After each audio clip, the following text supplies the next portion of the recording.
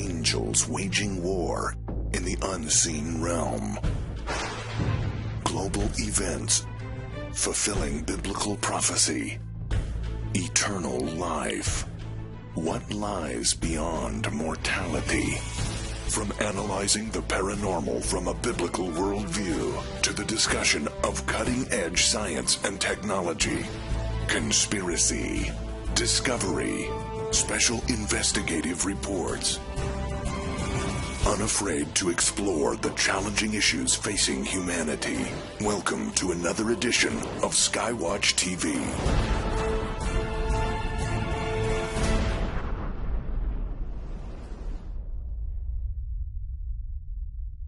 From the high plain of Peru to the halls of the Vatican, there is a mystery in the world, and apparently some very powerful forces that want to cover it up. Welcome to Skywatch TV. I'm Derek Gilbert. Our guest is a gentleman who has traveled around the world with a crew exploring these mysteries, and we will talk about that today. He is the director and expedition leader for a documentary series called True Legends, the first release in the series, the documentary film Technology of the Fallen. And it's our pleasure to welcome back to Skywatch TV, Timothy Alberino. Tim, it's good to see you again. Last time I was sitting here while you and Steve Quayle talked with Tom Horn, so now I get a chance to ask the questions.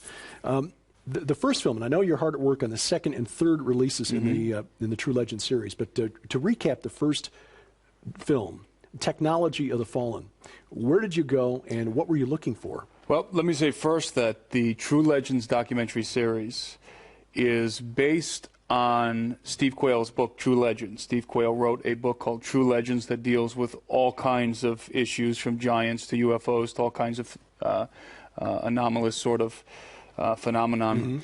And also David Flynn's work. So we went to Peru and Bolivia for our first episode to go and film at some megalithic sites in both Peru and Bolivia, and to follow up on some investigative work that David Flynn had done before he passed away. So that's why we chose to go to Peru and Bolivia for episode 1. As you said, we're now in production of the next episode, episode 2. In episode 1, we went to the Altiplano, which is the second highest plain in the world, the second highest plateau in the world, second only to Tibet. That's where the famous Lake Titicaca is. And in fact, we went out on Lake Titicaca because there's a lot of legends surrounding Lake Titicaca, especially relating to UFOs and underwater cities. So we wanted to go out and talk to the native people, the Aymara people who live on the rafts, the river, the lake raft dwelling natives. And we talked to them about UFOs, and they told us some stories, some interesting stories that we record in the film. And then we went to an alleged Stargate, Aramumuru, did an investigation there, and we also went to Tiwanaku, to Pumapunku and Tiwanaku, and we visited that megalithic site, those megalithic ruins, and discovered some pretty astounding things. These sites that you visited are typically sites that people will see programs about on cable channels, more often dedicated to advancing the ancient astronaut or ancient alien theory. You know, why would a Christian production company, Gen 6 Productions, be investigating these sites? Well, because the ancient astronaut theory is close but missing the mark. And really the origins, the explanation for the megaliths and for the technology the evidence of advanced technology in the prehistoric world has its roots in the Bible, in the text of Scripture, especially in the 6th chapter of Genesis. So one of the things that we discovered actually when we visited some of the same sites that they did and some of those programs that you mentioned, and it seems to us, it's very apparent to us that one very, not only one, but especially one very important piece of information was apparently intentionally omitted from these investigations that some of these other people have done, looking for evidence of aliens. And that piece of the puzzle that was purposely omitted is all the evidence, the overwhelming amount of evidence of a great flood that decimated the structures that once stood in these locations, and a race of giants that were said to have built them, or at least been involved in the building of these sites. So some of these people go looking for aliens and completely omit or reject what's actually there to be found, which is evidence of the great flood of Noah and of the Genesis 6 narrative, the Genesis 6 affair. So we've heard that the flood myth is almost global, universal. So we're finding it in the high plain of Bolivia and Peru? Absolutely. In episode 1, Technology of the Fallen, we prove that the Inca, not only the Inca, but the Inca and the other natives that were part of their domain, believed, it was part of their mythos, that the world had been inundated in a flood, and that before that occurrence, there existed a race of giants. And that race of giants built the great megaliths throughout their empire that they found. The Inca did not build, for example, the walls of Sacsayhuaman, as is claimed by historians and archaeologists. They did not build Tiwanaku or whatever pre-Columbian race that the historians and archaeologists claim built Tiwanaku. It's simply based on fallacies. The truth is that what we're looking at when we talk about these megalithic sites is we are looking at the remains of a prehistoric, pre-flood world in which non-human entities were working with advanced technology. What evidence did you see, or how did you fit the things that you saw into this pre-flood paradigm? Well, let's deal with Tiwanaku specifically. In Tiwanaku, it's undeniable that the ruins at Tiwanaku, that whatever structures once stood there, were buried in a flood. That's almost universally accepted at this point. Now, for the benefit of viewers, how high above sea level is Tiwanaku? It's about 13,000 feet above sea level. So this is not something on the shore where you can say, well, it was just a flood. This is absolutely not. Yeah. This is inland in Peru, on the border of Peru and Bolivia. Tiwanaku is in Bolivia. It's on the border of Peru and Bolivia, close to Lake Titicaca, which is shared by both Bolivia and Peru. And the Altiplano, the whole Altiplano, it's an anomalous plateau. 2 miles up in the above sea level. Many people have speculated, many historians have speculated, and archaeologists and geologists have speculated that at one time the Altiplano might have been at sea level. And we concur.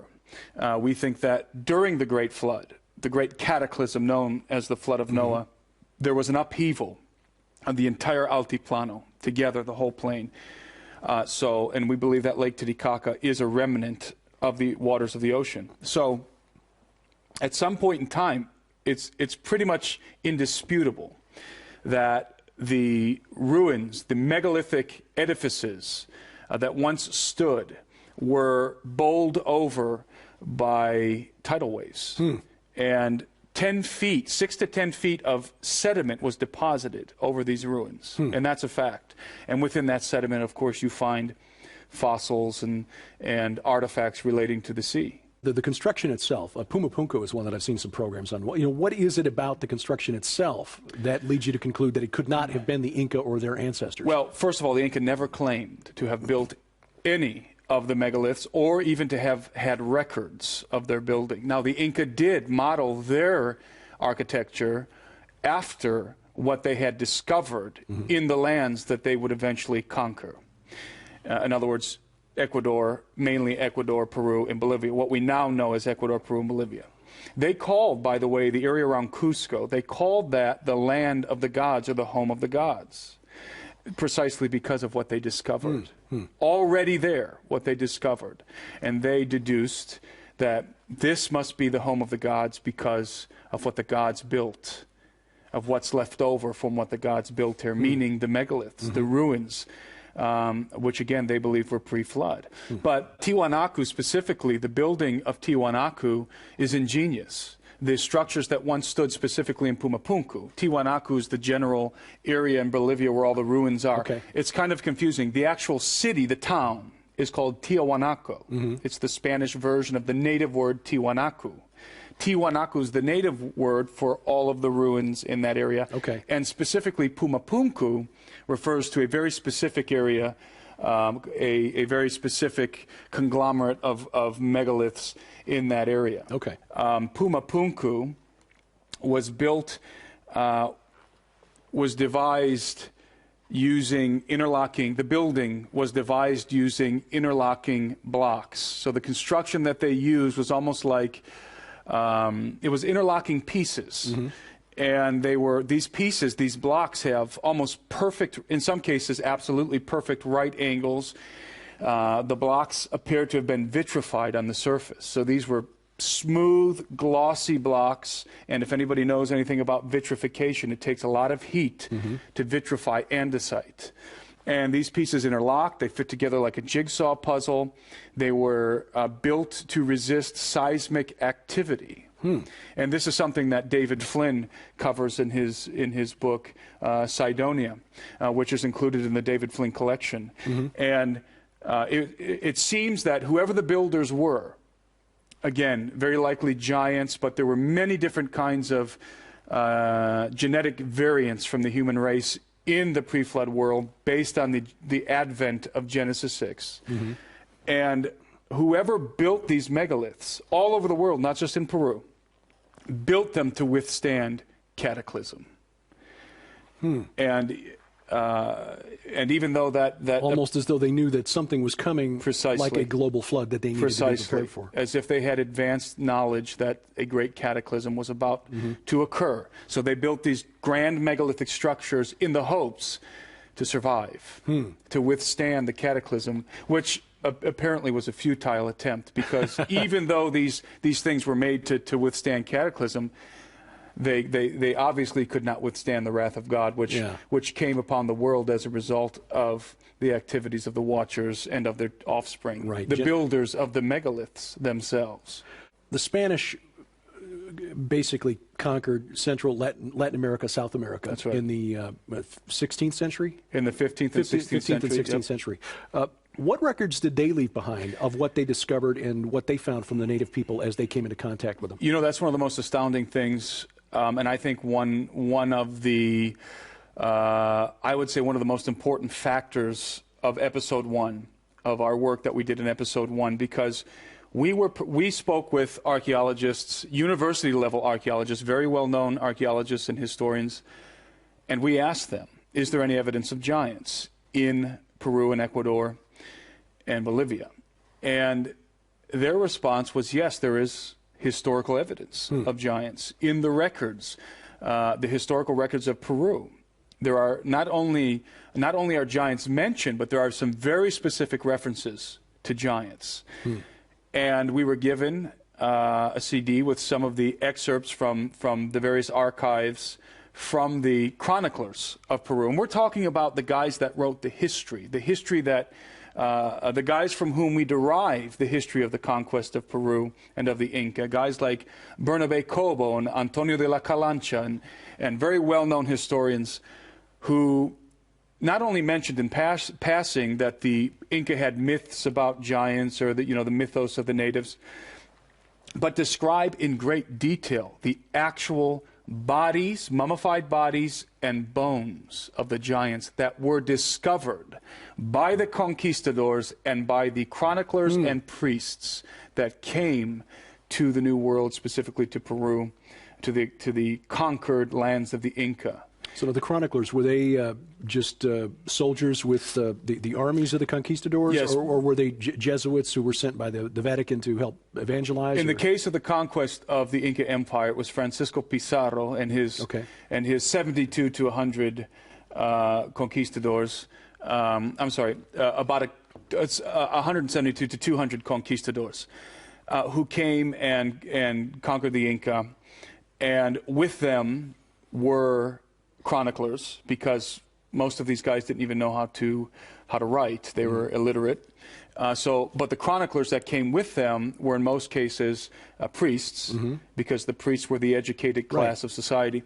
And so they came over. They were Spanish priests working for the Church of Rome, and they chronicled the conquest of the Inca and the wars, and also afterwards, after the Inca were conquered, then came the conversion of the natives. So first, of course, they were conquered by the soldiers of Rome, the conquistadors. They referred to themselves as the soldiers of the cross and of Rome and of the faith.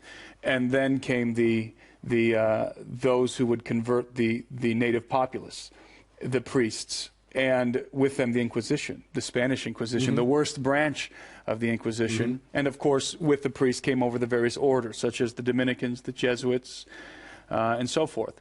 And they began to extirpate idolatry in Peru. They began a campaign of extirpation, in other words, extermination of idolatry in Peru. And so they would go around and burn the idols and forcibly convert the pagans to Christianity on pain of death.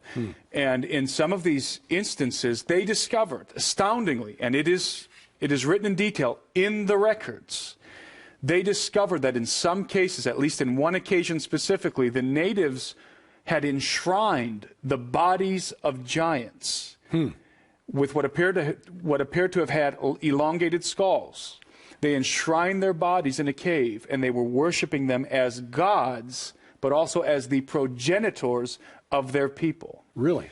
And this is described in detail. And the priests and the royal inspectors that accompanied the priests, which were from the Kingdom of Spain, accompanying the priests who were, of course, subservient to Rome, going through the lands, recording the extirpation of idolatry, also recorded this discovery and recorded the fact that they took the bodies out of the cave, the bodies of the giants, and they burned them. And in many cases, the bodies of the giants were confiscated. The bones and the bodies were confiscated, and the records show that they ended up in Lima, the capital of Peru, and also in the office of the Inquisition. In Peru? In Peru. Where are they today? Well, one could extrapolate that it's possible and, in fact, probable that many of those artifacts made their way to Rome. And in fact, we know that many of those artifacts made their way to Rome for other reasons in upcoming episodes, further investigations. And, in fact, episode 2, we go to Rome because we're asking the question, what is the Vatican's knowledge of these affairs? Because obviously the Church of Rome, these were the chroniclers. These were the educated. It was the priests of Rome. Right. It was the chroniclers and the priests of Rome that were writing the histories in those times. And so surely the Vatican knows about giants, aside from the fact that the Vatican, especially the Jesuits, have the most prolific intelligence agency on the face of the planet. And penetrating intelligence network on the face of the planet. Well, yeah, eyes in every parish almost. Absolutely. Yeah. And in every continent, and even in the most remote places, you'll find Catholic churches, oftentimes constructed right on top of underground complexes, ancient underground complexes, or megalithic ruins, or in the vicinity. And that's part of episode 2. So the theory then is that for some reason, other than just trying to eliminate pagan worship of these old bones, that the Vatican has another agenda at work. Control and confiscation. So in episode 2, we deal with that issue. So if, for example, let's say in Cusco, Peru, there's an excavation happening by some Jesuit priests, and this is based on a true information, not in Cusco exactly. Actually, yes, in Cusco, but in other places we documented in episode 2 the fact that the Jesuits specifically would be excavating in a certain area, especially if there's megaliths, and they would discover something. They would make a discovery. And then suddenly, a Catholic church would be erected right on top of the excavation site. So what that does is it provides cover. Those priests can continue to excavate in secret and extract whatever treasures or mysteries or artifacts are located underneath the ground, under the church. And this isn't just some kind of conspiracy theory. This is fact. There are many churches around the world that are built directly on top of ancient ruins and were placed directly on top of excavation sites. And there's a number of reasons for that. On a very basic level, it's a show of dominance. Christianity has conquered the pagans. You know, if there was a pagan temple there, for example, the conquistadors went into Peru, went into Cusco, conquered the Inca, took over the capital city of the Inca, which was Cusco, knocked down their pagan temples, and erected cathedrals right on top as a show of dominance. Christianity has conquered the pagans. But that's only one aspect of why that was done. The other aspect is what I just said. All the while, they were excavating, extracting the gold, the bones, the artifacts, relating not just to the Inca, but to the pre-flood world. Knowledge is power. Knowledge is power. And there is no other organization on the face of the planet that has more knowledge about the true history of this planet than Rome, than the Vatican. That is something that I've always found curious, is that the Roman Catholic Church, which is the largest ostensibly Christian denomination in the world, has scholars who are devoted to studying astronomy, archaeology, paleontology, things that don't, on the surface, have anything to do with preaching the gospel and making disciples of all nations. Is it knowledge for its own sake, or what is the end game, do you think? Well, Steve Quayle has a popular saying, those who control the past determine the future. Now, the greatest cover-up in history is the cover-up of history. So the prehistory of this planet, we've been lied to about it. Obviously, you and I know that the theory of evolution, the evolution of species, and Darwinism is a fabrication. It's a complete fabrication and false. So what is the true prehistory of this planet? There is a history, obviously. There's a truth concerning the prehistory of this planet. The truth is, it's far more astounding, remarkable, and unbelievable than anybody could ever conceive of. It's a science fiction story it's a science faction story. I mean, it's truth, it's fact based on what you might think of as fiction. Giants and hybrids and the gods descending from heaven in the form of the fallen angels and teaching men forbidden knowledge. And we're talking about high technology in the prehistoric past. That is the truth that the priests of power, the controllers of this world order, have worked hard and are working hard to conceal from the public, because for many reasons, there are many reasons why they would do it, but on a very basic level, there's a lie that's coming. And that lie, for it to take root and to be successful, in order for that lie to succeed, the truth of the past must be obscured. Because if the truth of the past was known, the lie would not succeed. That's true. If you were able to debunk it based on evidence that was available to us, absolutely, then certainly, that would be more difficult to sell the lie. One of the reasons why there would be a cover-up.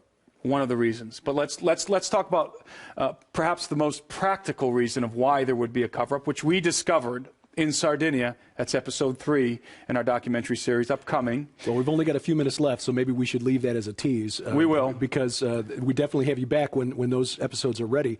I do want, for people who aren't familiar with David Flynn, because David is not a mainstream Christian theologian, and sadly, the Lord called him home at an early age. 2012, I believe, right?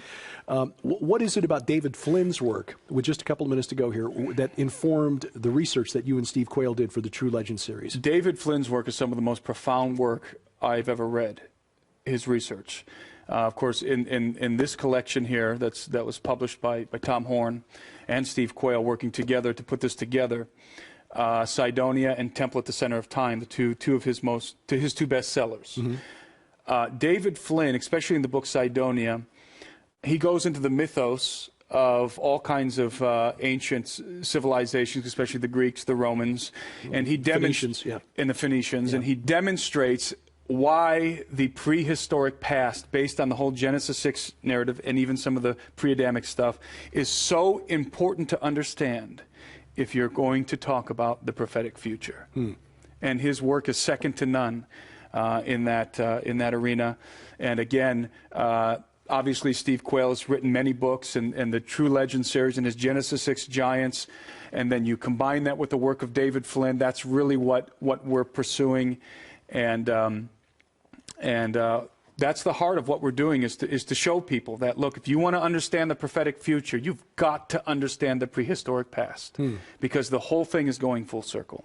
So the first episode, Technology of the Fallen, examines the megalithic structures and the means to construct them. Yep, and it's an introduction to us, to Steve Quayle, to myself, to our work, to what we're doing, and to why we're doing it. Okay, and episodes 2 and 3 then are going to examine more than of the reason that this evidence has been obscured. Yep, the conspiracy, the cover-up, but not only that, and let me say in the final moments, that we have testimony in both episode 2 and in episode 3, upcoming episode 2, which is in production now, and then the episode following, episode 3. We have testimony of people who have seen the bones of giants, many testimonies, and have dug them up themselves, were employed by the government to dig them up. We're talking 12 to 20-foot tall giants. And even testimony from somebody who was involved with the body of a recently deceased giant that had been killed by the United States military. By the U.S. military. And that's all I can say about that for now. But that's in episode 2. Coming up on future episodes of True Legends, the series, and we'd like to offer the first episode to you, True Legends, Technology of the Fallen, with the David Flynn collection. And this is a two-handed book because it includes Sidonia, The Secret Chronicles of Mars, and Temple at the Center of Time, two groundbreaking works by David Flynn, who was truly an out-of-the-box thinker. Together, these would normally sell for $60. We'll offer them to you through the Skywatch TV store for $39.95 plus shipping and handling. You'll find the deal online at the Skywatch TV store. That's online, skywatchtvstore.com. Just half a minute left, Tim. What do you hope people take away from viewing Technology of the Fallen? I hope that people will understand that the Genesis 6 narrative is absolutely key to Bible prophecy. That's really what we hope that people come away with, and that they begin to prepare themselves for the lie that's coming, because it's going to be based on that event. There were giants in the earth in those days. Well, fascinating stuff. More to come. Thank you for watching as we keep watch. I'm Derek Gilbert, and this is Skywatch TV.